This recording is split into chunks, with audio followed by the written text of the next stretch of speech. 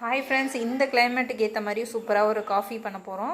அது என்ன காஃபின்னு பார்த்தீங்கன்னா சுக்குமல்லி காஃபி. வெறும் சுக்குமல்லி மட்டும் சேர்க்காம இது கூட எக்ஸ்ட்ரா நிறைய ஹெல்த்தியான இன்க்ரீடியன்ட் சேர்த்துருக்கேன். மல்லி, மிளகு, வாசனை அண்ட் டேஸ்ட்டுக்காக ஏலக்காய், திப்பிலி, அதிமதுரம், சுக்கு, சித்திரத்தை சுக்கு, அதிமதுரம், சித்திரத்தை இதை மட்டும் நல்லா தட்டி எடுத்துக்கலாம். ஃபஸ்ட்டு நம்ம தனியாக பொன்னேரமாக வறுத்துக்கலாம். ரொம்ப வறுக்கக்கூடாது, கருகிற அளவு, புகையெல்லாம் வரக்கூடாது, அந்த வாசனை வரணும். இது கூட மிளகு சேர்த்துக்கிறேன். மிளகு ஒரு ஸ்பூன் சேர்த்துக்கோங்க. நல்லா காரமாக இருக்கும், அதனால் பார்த்து சேர்த்துக்கணும். இது நல்லா வாசனை வரும்போது நம்ம தட்டி வச்சுருக்க சுக்கு, சித்திரத்தை, அதிமதுரம், ஏலக்காய் எல்லாத்தையும் சேர்த்துக்கலாம். எல்லாமே நல்லா ஆற வச்சு ஜாரில் போட்டு நல்லா பவுட்ரு பண்ணிக்கலாம்.